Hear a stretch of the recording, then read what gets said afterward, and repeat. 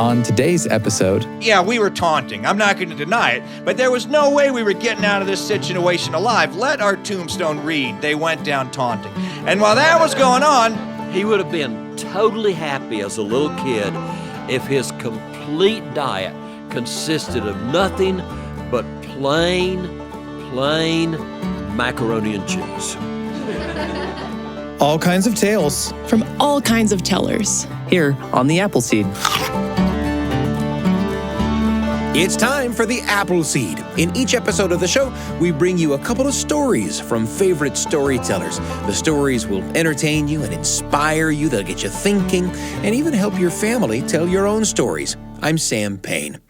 Our first story is from West Virginia storyteller Bil Lepp, sharing a tallish tale about an adventure at summer camp. Have you ever been away from home and needed to learn a little about who you are? Have you and your friends ever been in a situation where things have spun out of control? Well, this might just be a story for you.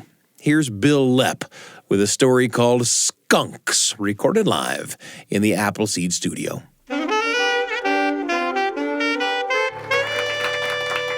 Thank you very much.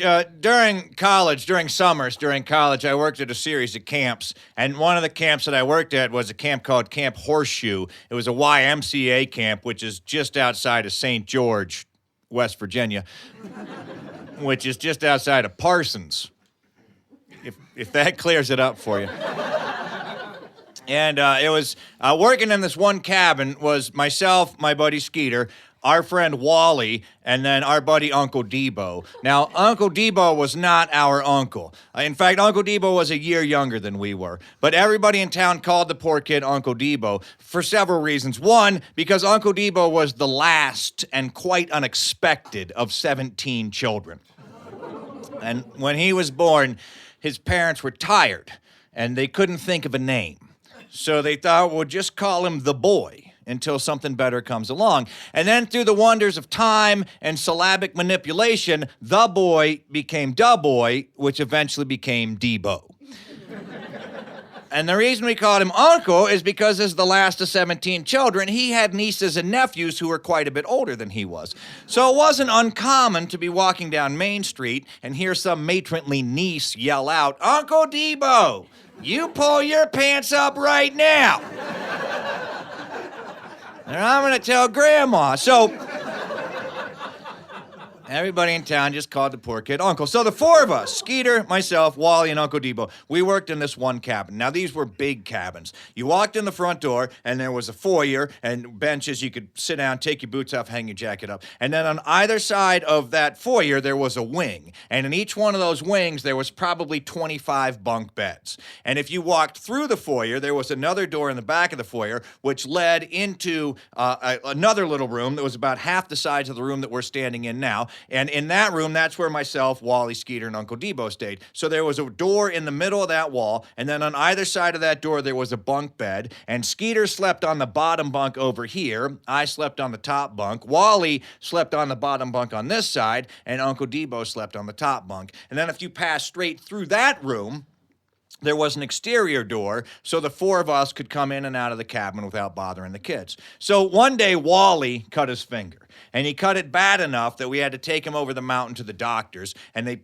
gave him some stitches and put him on painkillers. And when we got back to the cabin, we were helping Wally up the stairs into the back door. Okay, we weren't really helping Wally, because Wally was on painkillers, and the steps were uneven, and it was fun to watch Wally try and negotiate those stairs. Well, he fell and had just enough sense to know that this hand was damaged, so he put his damaged hand behind his back, and he reached out to stop himself with the other hand, and when he hit, the two fingers on this hand, these two fingers, they bent all the way. I know, it's neat to see happen.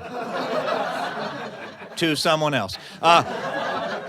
Because you're like, oh, wow, can the human body do that? And then you're like, oh, no, not successfully. So we had to take him back over the mountain, and they put him in a splint and on even more painkillers. And this time we did help him up the stairs because it was almost supper, and we didn't want to miss that. So we helped Wally up the stairs. We got him in his bed, and then Skeet, Uncle Debo, and I took the kids to dinner, did those activities, got the kids in bed, got in beds ourselves, and I don't know how long we'd been asleep when I heard Skeeter on the bunk underneath of me saying, Bill, wake up, but don't move. Now, I don't know if you've ever been awoken in that fashion. But that is a difficult fashion in which to be awoken because you know something horrible is about to happen, so your body fills with adrenaline and you want to go, wah! But you know if you go, wah, you're going to die. So I brought myself slowly to consciousness and I said, what's the matter? And Skeeter said, there's a skunk in the cabin. And I looked over the edge of the bed, and sure enough, there was a skunk milling around. And Skeeter said, close the door. And I knew what he meant. We had that door that went into the interior part of the cabin, and Skeeter wanted me to close that. We left that door open at night so that we could hear what noises the children were making that we were going to ignore. And Skeeter wanted me to close that door because he knew that if that skunk went through that door, it was going to go into one of those wings. One of those kids was going to see it. The kid was going to scream, and the skunk was going to go off. But I was thinking to myself, out there is 100 14-year-old boys who haven't bathed in a week. I thought, how much worse can it smell? You know, I thought, we ought to take that skunk and hang it like an air freshener. But then I remembered that we were contractually obligated to look after the goodwill of those children. So I leaned forward and I shut the door with a snick, and it didn't seem to bother the skunk. But somewhere in the process, Uncle Debo had awoken. Now, Uncle Debo, he was a farm kid. He was a country boy. Okay, let me try and explain this. There's no better word for it than to say that Uncle Debo was just a little bit stupid, I think is the best way to explain. I think what happened, to be more charitable, I think is the last of 17 children. It's just that all of his older siblings had claimed all of the intelligence genes, and there was just nothing left for Uncle Debo. So he's a farm kid, country kid, but he didn't have a lick of sense. So Uncle Debo said, there's a skunk in the cabin, and Skeeter said, yes. And Uncle Debo said, will it bite? Now, see, that's the wrong question. If a bear comes into your cabin, you don't think, oh, does it stink? If a mountain lion comes in, you don't say, oh, am I going to get a tick, right? It's just the wrong question. I wanted to thump him, but I knew that if I did, the skunk would go off. So Uncle Debo said, there's a skunk in the cabin, will it bite? And Skeeter said, yes, it will bite. And Uncle Debo said, how did it get in here? And as if to answer that question, the screen door went, and a second skunk came in. So now there were two skunks milling around. And Uncle Debo said, if one of them bites me, will the other? And Skeeter said, yes. He said they're like hornets. And if you make one mad, you make them all mad. And Uncle Debo said, if one of them goes off, will the other? And I was like, what are they, the Borg? Do they have a collective conscience? And Skeeter said, yes, if one of them goes off, they'll both go off. And by this time, I was laughing. But it was that quiet laugh, that silent laugh like you do when you're in church or at school or, at a funeral. And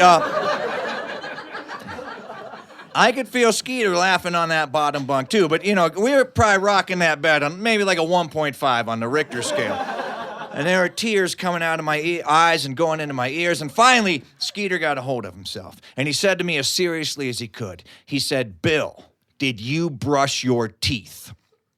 And I thought I knew where he was going with this. So I said, no. And Uncle Debo said, I brushed my teeth. Why is that important? And Skeeter said, because skunks are scavengers. They're like bears. And if they smell a scent that they're attracted to, they'll come and investigate.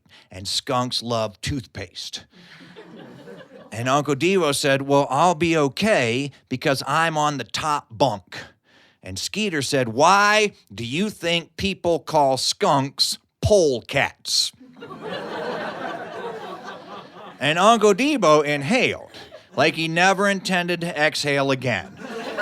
Not like he was trying to kill himself, just like he wasn't breathing for the next 70 years. He just sort of went, like that. And by now, Skeeter and I, we were almost laughing out loud. I mean, there was we were taunting. I'm not going to deny it. But there was no way we were getting out of this situation alive. Let our tombstone read. They went down taunting. And while that was going on, the screen door went, and a third skunk came in.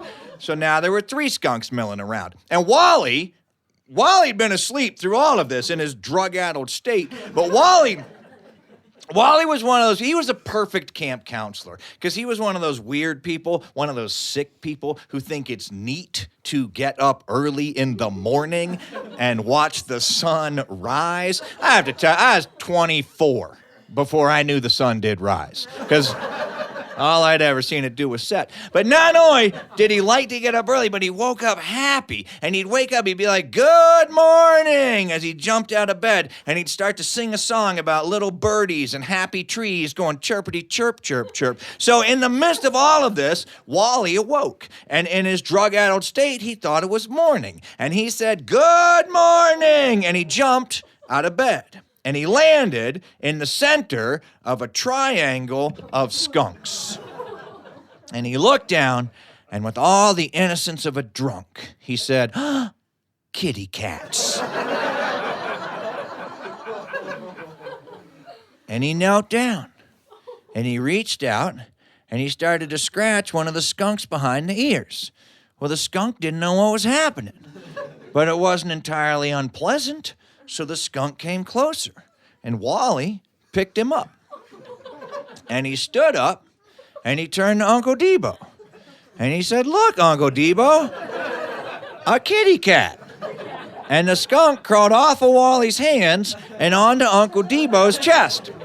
And Uncle Debo sat up, and he screamed. And the skunk bit him. And then all 3 skunks just went off.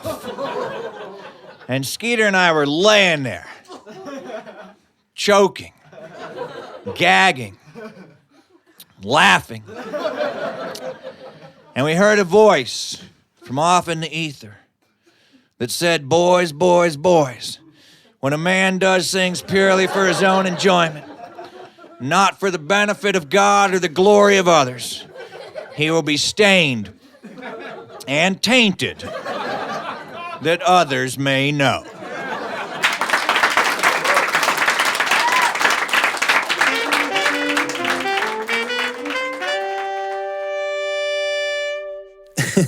Bil Lepp with Skunks, a story recorded live in the Appleseed studio before our terrific studio audience. At the end of that story was a callback to another of Bill's stories, a story called Vacation Bible School, in which the Baptist pastor warned a young Bill and Skeeter that they risk becoming stained and tainted by an unholy desire to take a swim in the baptismal font of the Half-Dollar Baptist Church. That story is also hilarious, and you can find it in Season 2 of the Appleseed. Season 2, Episode 8, to be precise. You can find it at byuradio.org or wherever you get your podcasts. You never know what's going to bring on a memory, and you never know what memory it's going to bring on. Bill's story about camp has me thinking back to a camp story of my own. I was 12 years old. I was away from home for what may have been the first time on a 5-day trip to ride horses in the Tetons in Wyoming with the other boys in my church congregation. The horse I rode was old and a little shaggy, more or less white in color. Her name was Cloud. And about half a day into the trip, Cloud got spooked by something or other. I never knew what and still don't know what, but that horse ran off with me bouncing along on her back, terrified and hollering at her to stop. Well, Cloud, of course, didn't listen to me. She stopped only after the camp director caught up with us and stopped her. Now, in truth, it probably wasn't a very close call at all, but I was 12, and I was pretty rattled. And it was on the first day of our 5-day adventure. And suddenly, even in the beauty of that place, all I could feel was terror at what else might be in store for me on the back of that horse for the remaining days of the trip. And I thought about home. At home, in the face of that kind of anxiety, my God-fearing parents might have drawn me in for a prayer. And I found myself doing that same thing deep in my sleeping bag on that first night of camp. It was a pretty awkward prayer, but it was kind of a big moment, taking the important things I'd learned at home and trying them out in the world on my own, away from my folks. And darned if the stars didn't shine just a little bit brighter that night. I got through camp alive and even made friends with Cloud. I was a little bigger after that, and I guess that's what camp was always for in the first place. Funny how even a silly story about skunks at camp can spark a tender memory about growing up. It might be that a memory came to mind for you from your own life or the life of someone you know. We call this show the Apple Seed, partly because, like seeds, stories have this wonderful way of sprouting and growing as the stories bring up thoughts that grow into conversations. Coming up is a Donald Davis story about a battle of wills between a grown-up and a kid who is a picky eater. Ever been on either side of that battle? You're going to love the story. It's up next.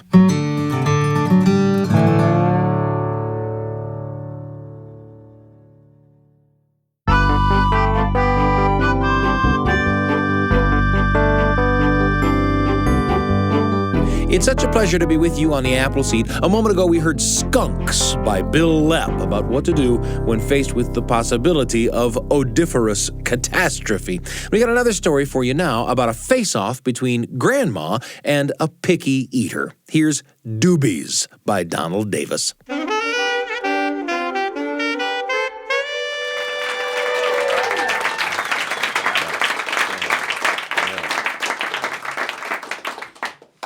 I tell a lot of stories about things that happened in childhood.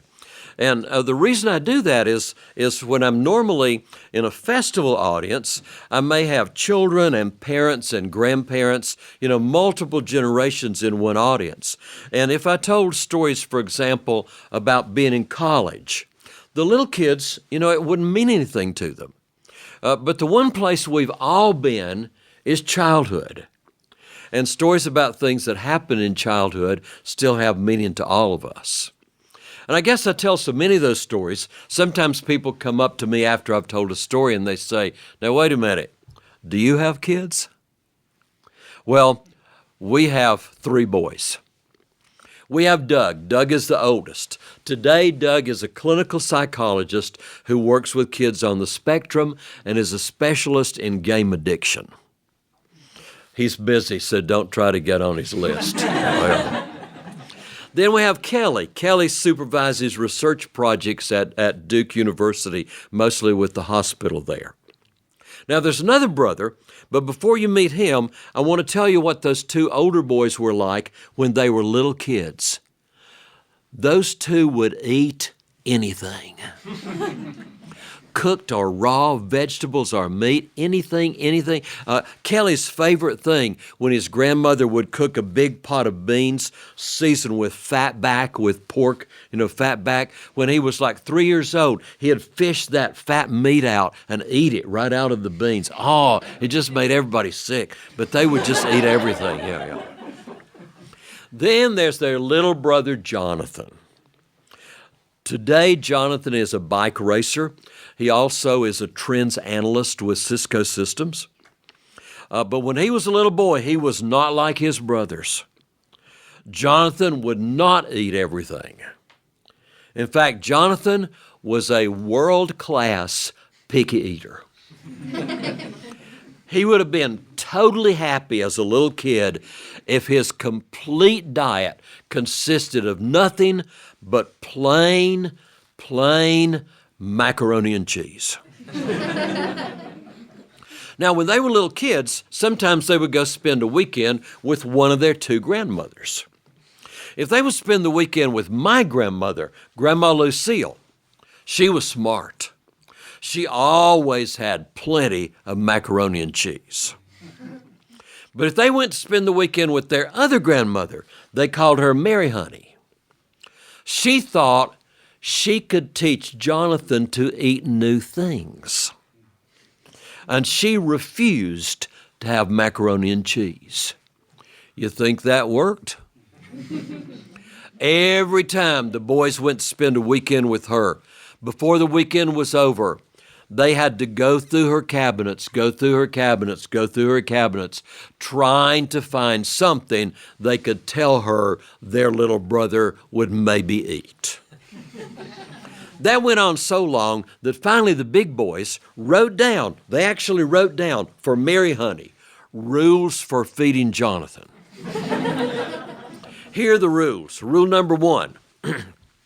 Do not try to feed Jonathan any food that looks like it once got run over. That sort of wipes out the casseroles right there now, doesn't it? Rule number 2, do not try to feed Jonathan any food that touches another food. Some of you are like that, aren't you? Yeah. Rule number 3, never try to feed Jonathan any food that has doobies in it. Now, you actually know what doobies are, you just don't understand his vocabulary. Just imagine a very picky eater with a plate of something you did not get to choose. And you look at it and you start noticing different colors in the same food. Hard parts, soft parts, runny parts, stringy parts. Little spots and specks of different colors. All those things are different kinds of doobies. And you better not eat it because it's got doobies in it. That child could walk in the kitchen and smell something in the oven that he could not even see and swear that he smelled doobies in it. Well, one weekend it was their time to go visit that grandmother. And they got down there, and on Saturday morning they got up, and she said, "Boys, what do you want to do this afternoon? We've got a nice day ahead of us." Well, they had been looking at her newspaper. They had seen in her newspaper that very near where she lived, in the Children's Nature Museum, they had these new full-size model dinosaurs on a trail through the woods. She said, "That sounds like a great idea. I've been wanting to go there too. Let's go right after lunch." Well, for lunch, she fixed one of her favorite things. It had chopped up raw onions in it. It had chopped up pickles in it. It had chopped up celery in it. It had lots of mayonnaise to hold it together. Canned tuna fish salad on top of sliced tomatoes on a bed of wet lettuce. Does that look like it got run over? Is that one food touching another food? How about doobies? Jonathan would not only not eat it, he wouldn't even look at it. He covered his eyes up. He said, "I might get doobies in my eyes." Well, everybody knew that was not going to work. So Mary Honey got the big boys together and said, "Come look in the cabinets, see if there's something you think he'll eat." Well, they checked out her pantry and they said, "Now, here's the deal. Don't let him watch you make this, or he'll know it's one food touching another food. But if you make it secretly and then give it to him, he will probably eat a plain peanut butter sandwich." Well, she made the sandwich, but guess what the trouble was? Mary Honey never ever bought plain bread. The only kind she ever bought was that seedy, grainy, brown, doobified bread. And Jonathan wouldn't even touch it. Well, eventually she kind of got mad because, you know, kids, if you work hard enough, you can even make your grandmother mad, right? And she said, "Jonathan, you're holding up this whole day. I'm getting tired of this. Here's what we're going to do. I'm going to put you in the living room with this sandwich, and I'm going to close that door. And Mister," because when she got that mad, she couldn't remember his name. She said, "Mister, don't you come out of that room till you have finished with this sandwich." And she put him in the living room. Well, he started thinking about what she had said. Did she say, "Don't come out until you've eaten the sandwich"? No, she said, "Don't come out until you've finished with it." That didn't take long at all. Pretty soon, part of that sandwich was under the edges of the rug in the living room. Some of it was behind cushions on the sofa. Some of it was actually up in a plant growing up on the end table. And the last little bit was propped behind the drapes on the windowsill. And he came out with an empty plate. "I'm finished." And they took off and headed out to see the dinosaurs. The next morning, they came home. Is that the end of the story? Several weeks later, a package came in the mail to Jonathan from his grandmother.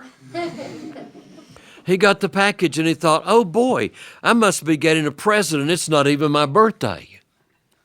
And he opened that package and you know what was in there?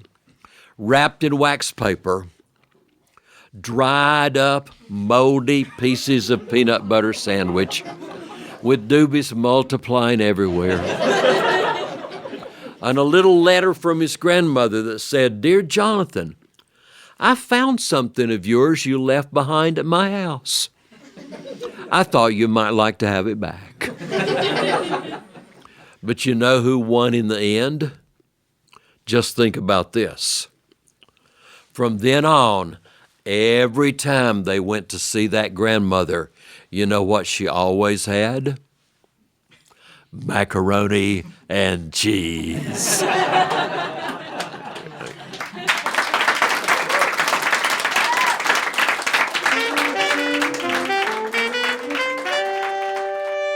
That was Donald Davis with Doobies. Thanks for joining us today on The Appleseed, and thanks to Bil Lepp and Donald Davis for sharing their stories. Listening to these stories always brings up memories for me that I love to share. Where did the stories take you, and who will you take along? Our episode today was produced by Brian Tanner and Heather Bigley. Our audio engineers are Carly Wilson and Ashton Parkinson. Trent Horton and Evie Hendricks make up the rest of the Appleseed team. If you want to send us a note, you can email us at theappleseed@byu.edu. Or if you're listening through a podcast app, rate us, leave us a little review. It helps people find the show. We're pleased and proud to be among the many shows in the BYU Radio family of programs, and you can find this episode or any episode from our archive on the BYU Radio app at byuradio.org/Appleseed or by Googling the Appleseed Podcast. I'm Sam Payne, and I can't wait to be with you again on the Appleseed.